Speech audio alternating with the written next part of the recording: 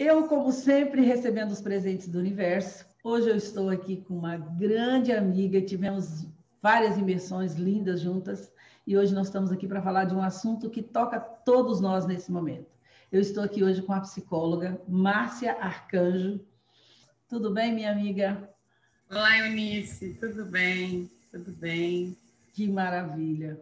Muito bom estar aqui com vocês. A Márcia, além de psicóloga, ela é Master Coach e é practitioner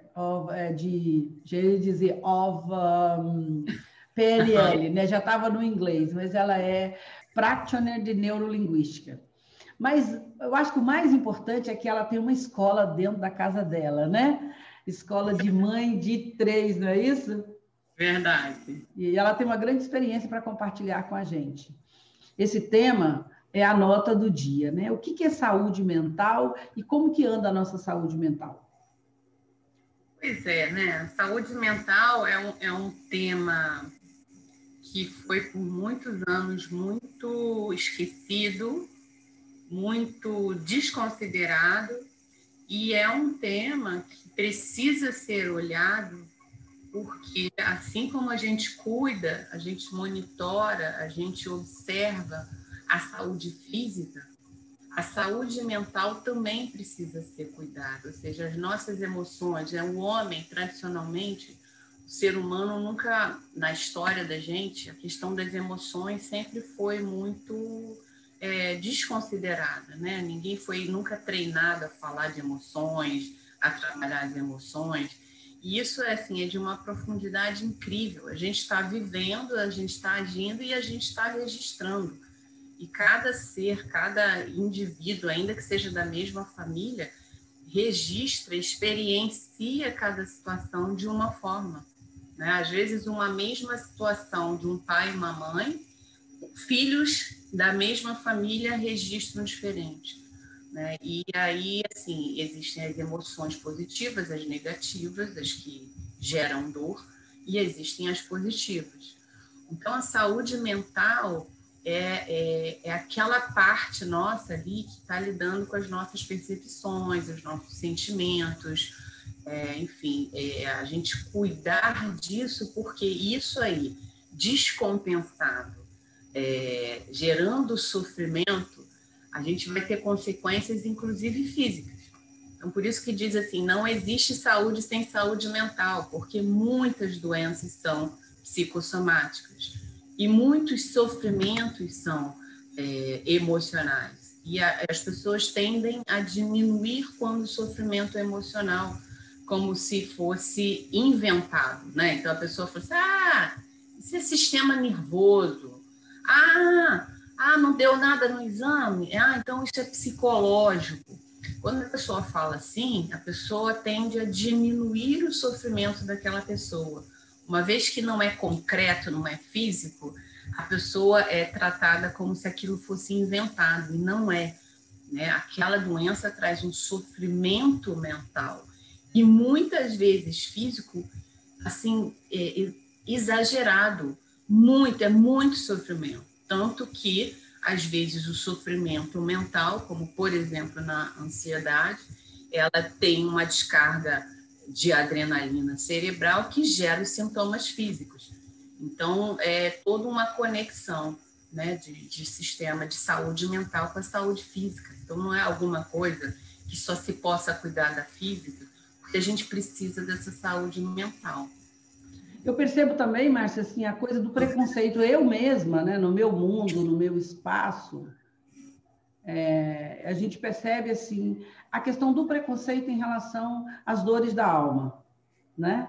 Então, eu mesmo já me vi em situação, e quando você fala assim, não, a pessoa vem e fala assim, eu estou com uma dor aqui, aí a gente fala assim, isso é psicológico. Então, tipo assim, isso não, a gente não valida aquele sofrimento, porque, conforme você falou, não tem uma ferida aberta no corpo físico. Então, vamos fala para a gente um pouquinho sobre a questão do preconceito quando as pessoas apresentam as dores da alma. Como é que você lida com isso no seu dia a dia? A saúde mental, é uma coisa muito nova para ser na humanidade, né? assim como os aprendizados, as novidades que estão se surgindo aí sobre, por exemplo, o cérebro do adolescente, por que o adolescente tem determinados comportamentos, que é uma coisa muito nova, né? Não tem nem na história aí, tem menos de 20 anos. A saúde mental também é aquilo que eu falei, ela não era considerada. E ela sempre aí, ao longo da história, ela vem sendo... Por que hoje em dia existe tanto preconceito, tanto tabu? Porque quando ela começou a ser falada, e era inclusive na documentação, era alguma coisa associada só à doença mental como uma coisa diferente, a loucura, né? A esquizofrenia. Não se tinha estudos, né? E nem pesquisas para poder associar, olha, isso aí é ansiedade, isso aí é depressão, não tinha isso. Então não era falado.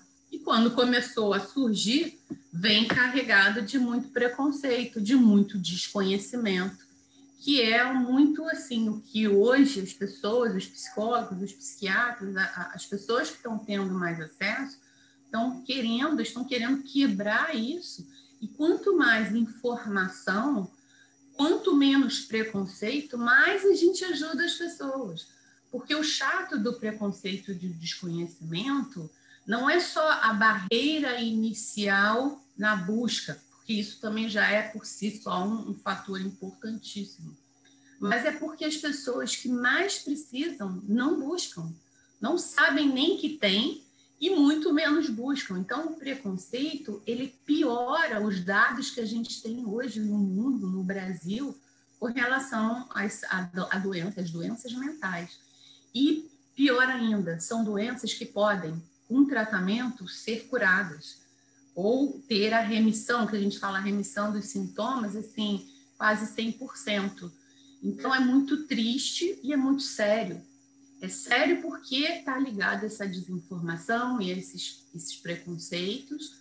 E a gravidade é porque a gente tem números de transtornos mentais assim gravíssimos. O impacto disso para a sociedade é muito sério, né? Mas hoje, Márcia, hoje nós não estaríamos todos. Eu, por exemplo, às vezes, pelo menos na minha percepção, às vezes eu acho que todos nós estamos, em maior ou em menor grau, com essa saúde mental comprometida. Faz sentido isso ou não? Faz sentido porque a pandemia ela chegou para descompensar muito a nossa balança emocional, né? A pandemia trouxe muitos estressores, né? Muita mudança, isolamento, ameaça, medo da morte, insegurança. São sensações, são vivências que afastamento das pessoas queridas, home office, multitarefas, muitos estressores, tá? De uma certa forma, todo mundo está muito afetado por esse momento. Sim, é muito difícil que alguém nesse mundo, nesse Brasil, principalmente em termos gerais, não tenha sido afetado pela pandemia. Tá? Nós estamos vivendo um período de muito estresse. A gente está com a balança totalmente descompensada, né? Muitos estressores, né? O isolamento, mudanças repentinas, distanciamento das pessoas, o medo, as notícias de morte, enfim, ameaças, problemas financeiros, a incerteza, que é um sentimento extremamente angustiante. Então, a balança do ser humano, ela ficou muito descompensada. Ela ficou com uma carga estressora muito grande e a gente teve os nossos escapes foram esvaziados, que é sair, que é estar com os amigos, que é poder ter uma rotina, que é poder ter segurança de alguma coisa. Então, essa balança ficou muito descompensada nesse momento. Então, é muito difícil que alguém não tenha algum tipo de reação, né? Então, algumas pessoas vão ficando com uma... As pessoas, se a gente observar, as pessoas estão mais reativas, algumas estão mais entristecidas, algumas mais ansiosas, outras levam de bem um período, daqui a pouco, às vezes, aparece alguma coisa. Então, é de se até compreender, cientificamente, inclusive, neurologicamente, porque os números de doenças e de problemas mentais no Brasil aumentaram absurdamente com a pandemia, né? E aí eu estou falando bem especificamente de números relativos à depressão, que já era assustador, o Brasil já era o 5º país no mundo com casos de depressão e o 1º na América Latina. Isso com a pandemia dobrou, passamos de 12 milhões de brasileiros com depressão para 24 milhões de brasileiros com depressão. Uau! E em termos de ansiedade, o Brasil era líder, olha que número triste para um país. O Brasil, de acordo com a OMS, era o líder mundial em transtornos de ansiedade antes da pandemia. Tínhamos, antes da pandemia, 20 milhões de brasileiros com transtorno, com algum tipo de transtorno de ansiedade. Com a pandemia, esse número quadriplicou. Somos hoje cerca de 85 milhões de brasileiros com transtorno de ansiedade. Quase a metade da população brasileira, não é? 85 somos 250, uns 40%? 40% dos brasileiros estão sofrendo com algum transtorno de ansiedade. Não... O que a gente pode fazer? Quais são as dicas que você dá? O que a gente pode fazer para fazer com que esse impacto seja menor ou para diminuir esses índices? Individualmente ou coletivamente? Quais são as atitudes que você sugere?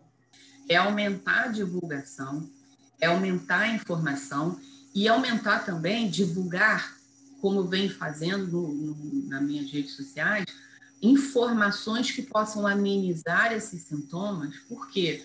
Porque mesmo que todo esse número pudesse buscar ajuda, não ia ter profissional de saúde mental, que são os psicólogos e os psiquiatras, quando necessário, né, entrar com medicação, para dar conta.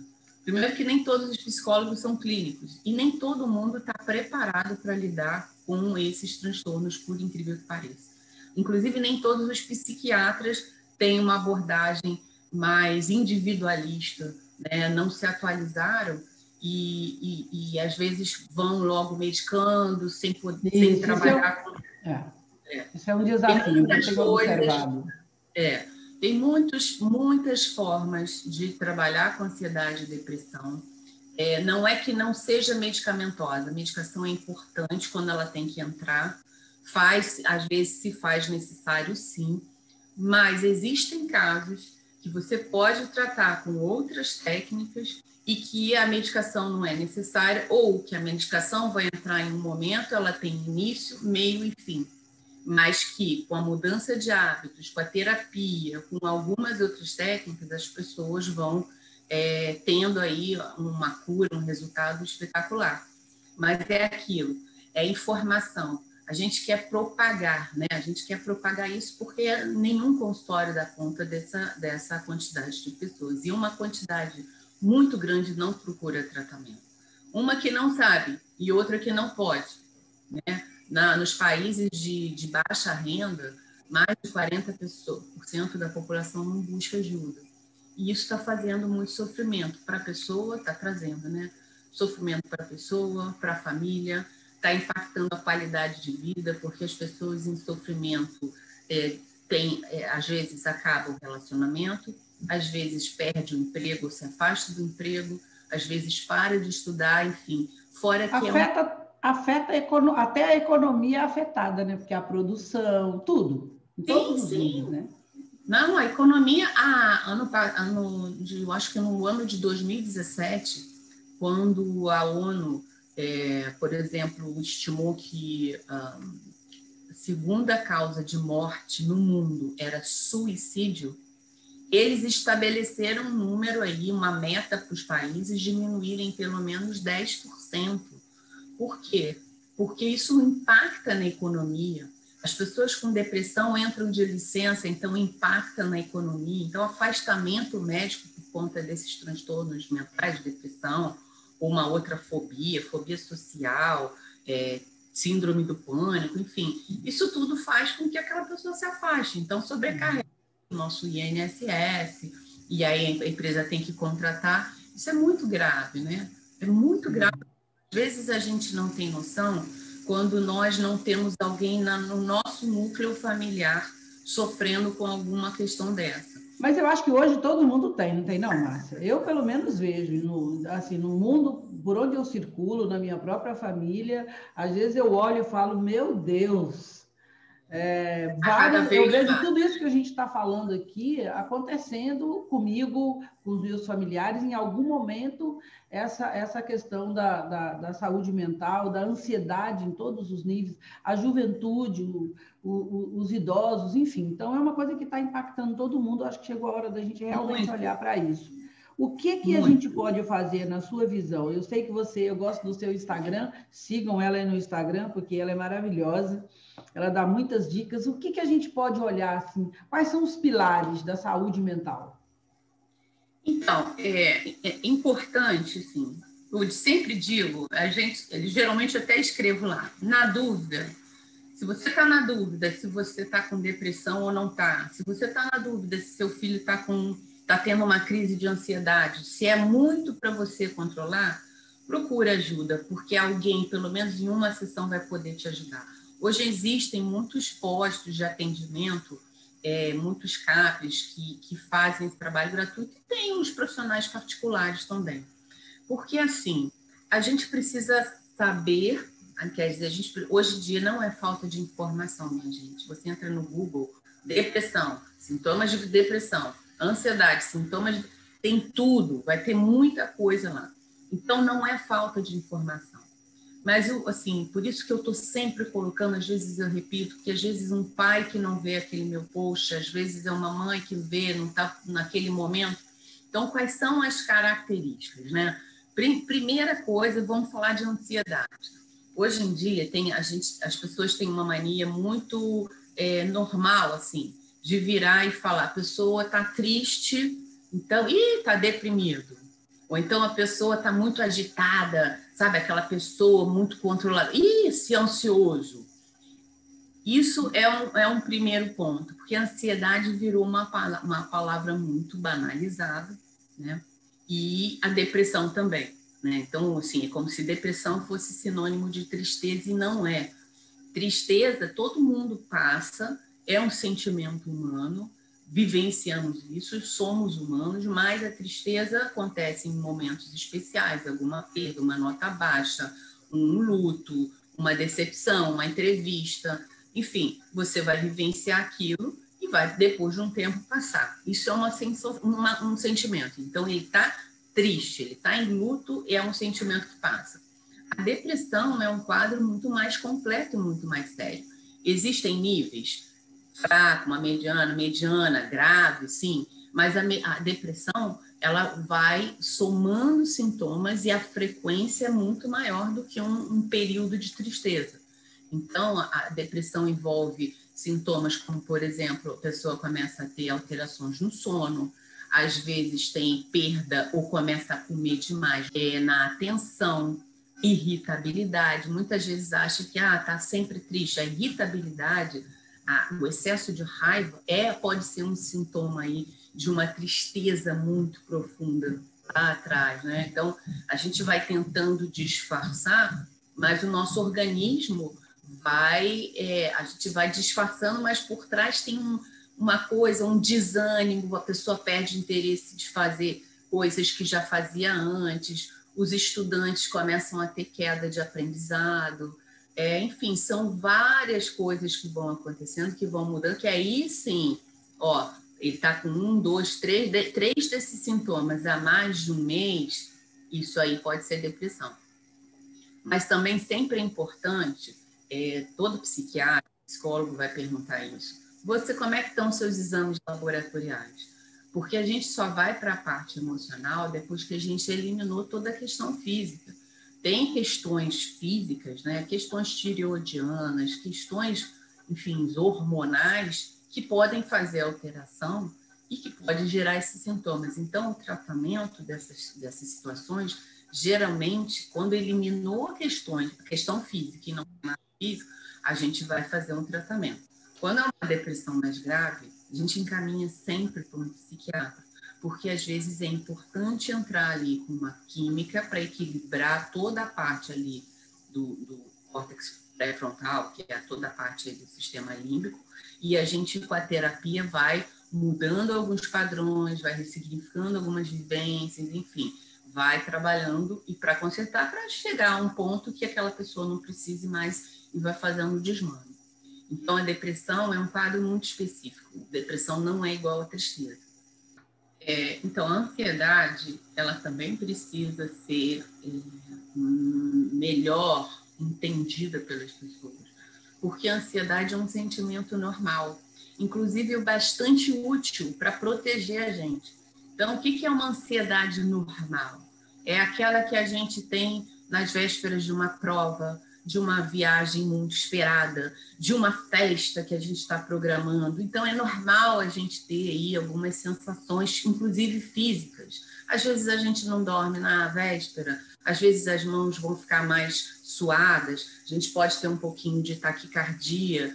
Mas o que acontece na ansiedade normal? A ansiedade normal, ela passa quando o evento ou quando alguma ameaça passa, né? O que acontece quando a gente começa a ter aí uma possibilidade de algum transtorno de crises de ansiedade, que aí existem diferentes tipos de transtornos de ansiedade, é quando essa preocupação ela é persistente. Ela começa a ser não tem motivo, né? Não tem um evento especial. Você está lá parado, de repente te dá uma crise de ansiedade e ela gera sintomas extremamente desconfortáveis. Fora que começa a impactar na vida da pessoa. A pessoa, ou se for uma fobia social, já deixa de ir a eventos. Se a pessoa tem um transtorno de ansiedade, tem medo de sair, não vai para o trabalho, está com mau pressentimento. Então, assim, quando essa questão já começa a virar um transtorno, que vão ter vários tipos, aí sim, a pessoa precisa procurar ajuda. Por isso que não faz sentido a gente falar, ele está ansioso, ele está... Quando a pessoa está nervosa, está apreensiva, porque o filho não chegou até determinada hora, porque não saiu o resultado de um exame e ele não sabe se viaja ou não, isso é uma situação realmente de ansiedade, mas essa ansiedade não é tóxica, que a gente chama. É uma ansiedade que é um sentimento humano, como a alegria, como o medo, enfim. Mas a gente precisa entender porque o que tá, esses números tristes aqui no Brasil são dos transtornos de ansiedade. Não é de uma ansiedade que tem um motivo. São transtornos que aparecem, são desconfortos, dores que aparecem sem nada, sem motivo, ou com um motivo, como é uma fobia, ou como é uma agorafobia, que é um medo de lugar com muita gente, que você não vê entrada, saída, ou a síndrome do pânico, que a pessoa tem a certeza absoluta que ela vai morrer ou que alguém vai morrer. Gente, esses sintomas, os transtornos de ansiedade, eles geram sintomas físicos tão horrorosos, né? A pessoa tem alterações físicas tão fortes, da taquicardia, da sensação de desmaio, às vezes de vômito, tremor. Formigamento. Às vezes, no pânico, as pessoas têm a sensação de despersonalização, parece que ela está saindo do corpo ou que ela está fora do lugar. Então, são sintomas que não são inventados. O que acontece nessa hora? É uma descompensação bioquímica do cérebro, né? É uma descarga de noradrenalina e adrenalina e cortisol muito forte, fora de hora, que dá essa mudança física, né? Então, só para vocês entenderem, quando você está... Por que é uma situação que protege a gente? Se você estiver andando numa floresta e você encontra um leão, o teu cérebro, para te proteger, ele vai fazer essa descarga de noradrenalina, que a gente chama que é para você tem que fugir ou lutar. É reflexo de luta ou fuga, tá? Então, o cérebro é muito sábio nesse sentido. Ele, nessa descarga de noradrenalina, o teu tônus muscular tensiona, né? A tua respiração é alterada, porque se você tiver que fugir, a tua boca fica mais seca. Então, existe todo um preparo físico para você ou se atracar lá com a fera ou para você fugir. Nos transtornos de ansiedade, essa descarga acontece da mesma forma, ou seja, os sintomas físicos que você tem são desagradáveis, porque não tem motivo para lutar ou fugir. Então, você fica transtornado com os sintomas que você sente e que não tem motivo. Então, os próprios sintomas são assustadores. O trabalho na terapia, né, é muito em cima desses pensamentos, porque essa situação sempre gera um pensamento catastrófico, angustiante, preocupante, gera uma sensação e um comportamento. O quanto que você acha que essa pressão ou o excesso de informação negativa está criando isso nas pessoas, Márcia? Porque, assim, tem fatores externos, né? Então, o tempo todo você liga a televisão e as pessoas... Ou se você fica ligado nas notícias, que são informações passageiras. Eu quero só frisar aqui uma coisa muito legal que a Márcia está fazendo, e meu coração está bem impactado, assim, de poder olhar com mais amor, com mais compaixão, para mim mesma ou para as pessoas no meu entorno, quando elas apresentam esses sintomas que às vezes a gente não considera. Né? Então, trazer essa explicação, porque hoje é hora da gente realmente olhar para essa questão emocional como nós nunca olhamos antes. Então,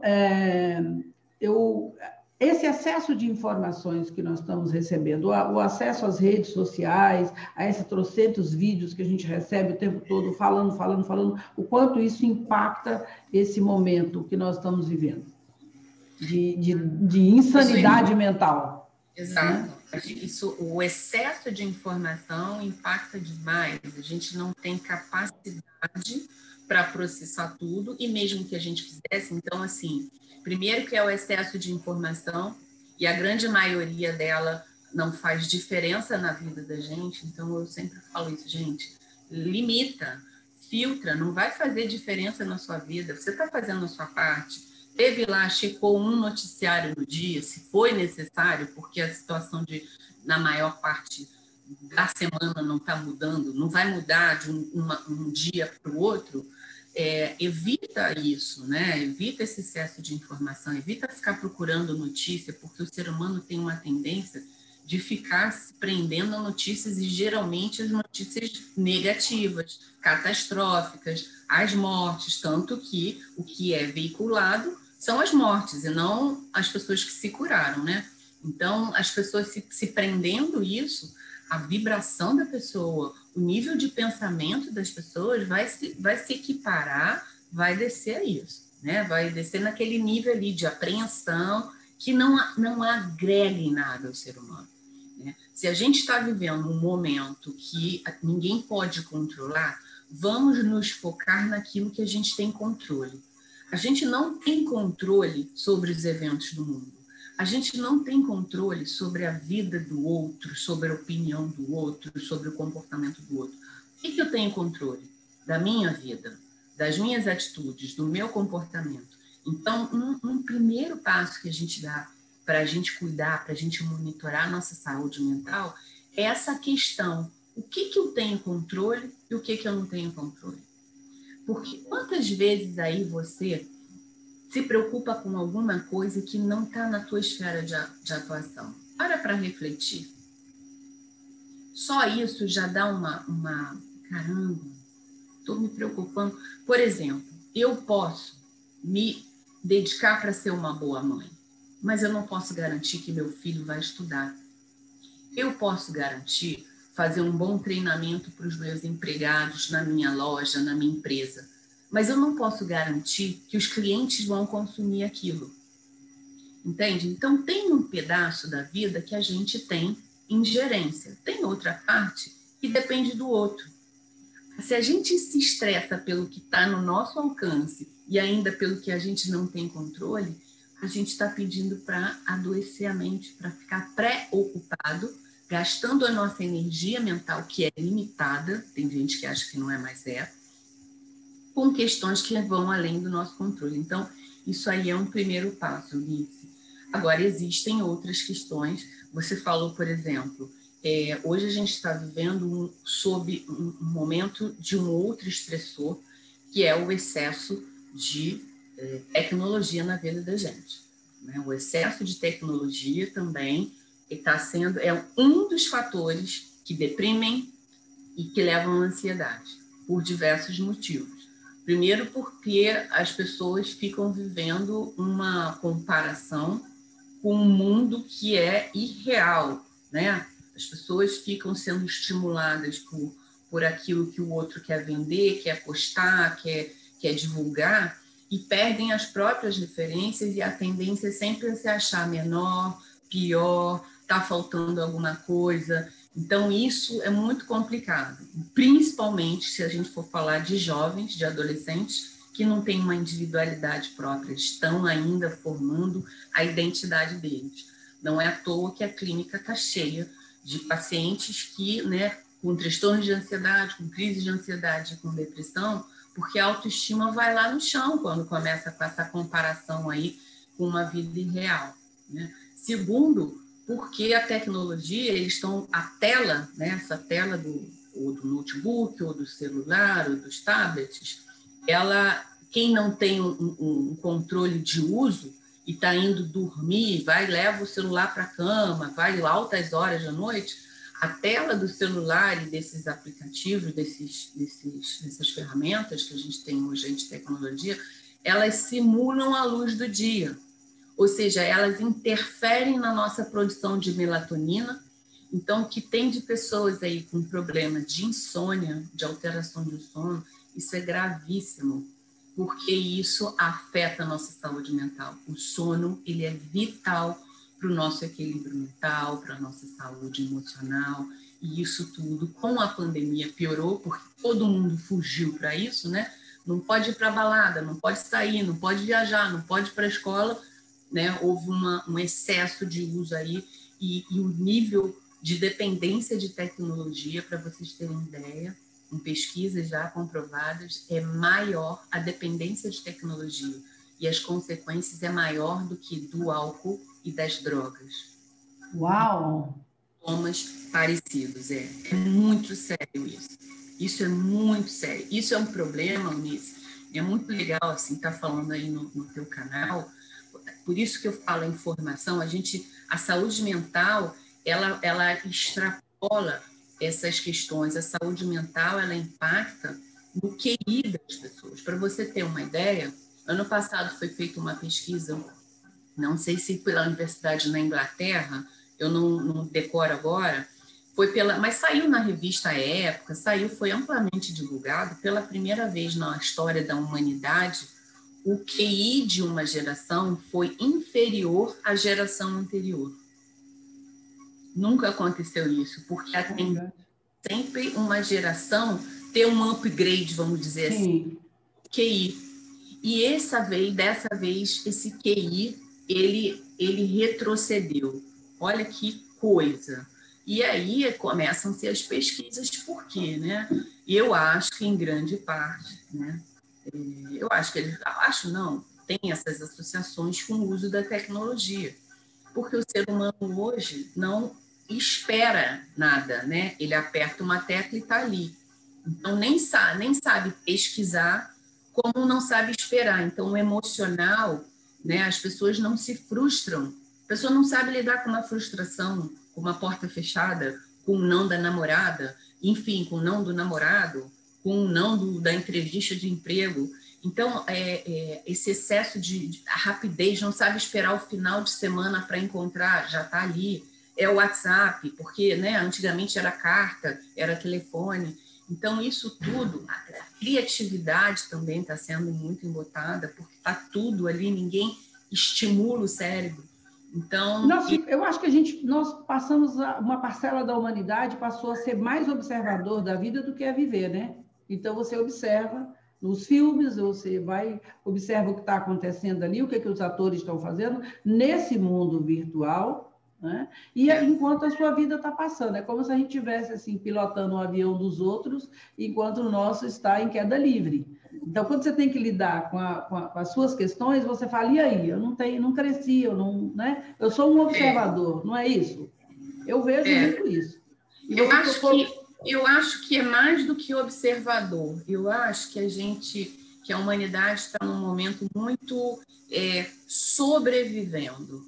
Ou seja, as pessoas não tomam posse de suas vidas para viver o que funciona para elas. E é muito assim, o que o mundo está me impondo? O que a sociedade está me impondo? Ah, se está todo mundo fazendo isso, a pessoa começa a fazer e nem para refletir. Ué, mas é isso que eu quero? É isso que tem a ver comigo? Não, então é o modismo de lá, o modismo de cá, ou nem não seja modismo, mas é uma dificuldade, às vezes, de parar, perceber o que funciona para mim. Não, eu não quero. A dificuldade de dizer não e colocar limites é uma coisa muito, muito forte, às vezes individualmente na personalidade das pessoas, e às vezes nessa pandemia, por exemplo, dentro da própria casa, né? As pessoas ficaram com multitarefas, muita gente não sabe delegar, não sabe pedir ajuda, ou não sabe botar limites, vai com aquele nível de perfeição, de como se estivesse fazendo só uma tarefa. Então, assim, as pessoas precisam se cuidar. E se cuidar passa para olhar para si mesmo, né? Baixar um pouco algum orgulho que se tenha, viver a humildade, a simplicidade de ser ela mesma, né? De sair daquela corrente, daquela manada. Opa, deixa eu ver, deixa eu respirar. O que funciona para mim? É isso mesmo que eu quero? E os adultos têm essa facilidade muito maior, mas não estão, né? A gente está falando, por exemplo, chega a mãe cobrando o filho de sair do celular, mas ela mesma não sai. Qual é o exemplo? Qual é o referencial? Então, tem muitas questões que nós, adultos, precisamos dar antes dos filhos. É desafiante. Quando você está falando aqui, eu vejo assim, nós somos mandados para casa, para ficar em casa, para olhar para nós mesmos, mas a gente tem uma válvula de escape que é o mundo virtual. Né? Então, enquanto a gente puder fugir, a gente está fugindo. E você colocou uma coisa muito importante, né? Como que eu posso exigir do meu filho uma coisa que eu também faço? Mas hoje também nós trabalhamos em casa e trabalhamos em dobro. E nós trabalhamos com isso aqui. Então, nem sempre, né? Às vezes eu falo, meu Deus, eu preciso dar um tempo aqui, mas assim, o meu mundo também profissional e as atividades que eu realizo acontece através desse veículo. Então, saber esse limite, colocar esse alto limite, eu acho que é o primeiro desafio de todos nós. Gente, esse assunto é maravilhoso, ficaríamos horas aqui conversando, né? Eu deixo aqui para vocês uma coisa que é muito importante, que ficou para mim, é pedir ajuda, né? Pedir socorro. Com certeza é a hora de quebrar esse preconceito, de achar que quem tem um comprometimento com saúde mental é louco. De qualquer maneira, todos nós estamos imersos nessa grande loucura dessa transição que nós estamos vivendo. Então, olhar para cada situação e ver que, assim, todos nós estamos no mar, mesmo que alguns no mar revolto, mesmo que alguns estejam no barco, outros estejam numa canoa, né? Estender as mãos e entender que existem profissionais habilitados para nos ajudar, né? Nós só precisamos nos conectar com eles e fazer uso disso, porque o conhecimento, como a Márcia falou, o conhecimento está aí. Hoje você entra na internet e você vê assim. Eu gostei, inclusive, daquele tema que você colocou, quem vê cara não vê depressão, né? Então, por exemplo, eu fui uma pessoa, e ainda lido com isso, com a depressão. Eu fui uma pessoa muito mais deprimida, séria, durante muito tempo, né? Então, eu acho que a gente precisa olhar, porque você olha e se fala, mas como, Eunice, você tem depressão? Você já teve depressão? Sim, eu já tive depressão de que eu ficava na rua como se fosse uma mendiga. Eu já passei por isso, entendeu? Numa fase da minha vida. Por isso que a depressão, ela é tão séria, né? Que esse tipo de frase que você ouve, a depressão é falta de fé, é falta de Deus, é falta de porrada. Isso é um absurdo, porque quem sabe, quem sente, quem vivencia, ou quem conhece, sabe que não é nada disso, né? E é realmente, quem vê cara não vê depressão. Eu já tive depressão, estava trabalhando em RH, fazendo reuniões, liderando pessoas, conversando com diretoria, fazendo todas as minhas atividades, e ninguém nunca nem sonhou que eu estava com depressão. eu estava fazendo tratamento, eu estava com as minhas dores, e é aquilo, é alguma coisa que você, dependendo do ambiente que que você esteja, você não pode mostrar aquilo, você tem receio de mostrar, porque as pessoas não sabem, não, muita distorção, enfim, é esse preconceito, geralmente existe uma associação com fraqueza. Você imagina uma pessoa líder, uma pessoa, um papel importante, mostrar assim. E aquilo ali, como você, as pessoas nem imaginavam. Então, tem muita gente sofrendo, tem muita gente que chega no consultório, tem muita gente que está botando aí no Instagram fotinha, rindo, e a gente não sabe, né? O que está passando por trás dela. Então, não adianta a gente se comparar com o que a gente vê de fora. E eu falo muito isso por causa dos jovens, né? A grama do vizinho é mais verdinha porque às vezes ela é artificial. Então, cuida da sua grama. A sua grama é preciosa. Você veio com ela para cuidar dela e meio para trabalhar atrás das pessoas ali para o teu quintal. Cuida da tua grama. Deixa a grama do vizinho e cuida do que é teu. Isso aí é precioso. Ai, preciso cuidar da minha grama. Márcia, muito grata por esse papo maravilhoso. Espero que você volte muitas vezes aqui no café para derramar essa sabedoria prática, né? Porque a sabedoria é uma coisa prática. O conhecimento, qualquer um pode até ter o conhecimento, mas ela está falando porque ela lida com isso no seu dia a dia. Então, eu sou profundamente grata a você. Volte outras vezes. E acompanhe a Márcia, o tempo todo está aí o Instagram dela para vocês acompanharem, aí para vocês procurarem, se você precisar de ajuda. Ela é especializada em trabalho com crianças e jovens, não é isso?